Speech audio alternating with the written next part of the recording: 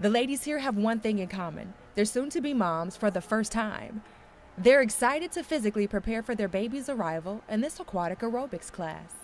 We can't keep moms out of the water when they're pregnant. They all want to get in because they feel weightless during that whole hour. I think swimming, in my opinion, is the best form of exercise for pregnant women. Why is that? The reason is that the buoyancy of the water supports the patient. And as they progress in the pregnancy, they're increasing strain and tension and pressure on the weight-bearing joints, the hips, the knees, and the ankles. And these moms-to-be agree with Dr. Suarez. It's great to be weightless in the water and don't risk any injury. Risk of injury is low. It feels really good. I think the baby likes it because you can kind of feel him moving around like during certain times during the class. Now for 60 minutes, the women do cardio and resistance exercises to help strengthen and tone their bodies. We use resistance through the noodles with our legs.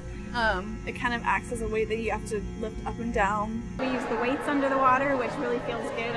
It feels like a workout on my arms. And then even just kicking and like swimming our laps really feels like I can feel it in my muscles, which is good. A lot of people don't think about upper body, but really you're holding the baby, you need to have upper body and back strength. Besides the physical component, water aerobics provides mental benefits as well. Women that exercise usually derive an emotional high, a sense of well-being that is psychological, and I think that is helpful. In addition to that, it's been my personal experience that pregnant women that are fit and our athletes really do much better in labor. Exercise can relieve many common complications related to pregnancy, like sleeplessness, swelling, backaches, bloating, and constipation, according to the American Congress of Obstetricians and Gynecologists, or ACOG. I've had some back issues related to my pregnancy, and it's been such a wonderful thing to be able to come into the water.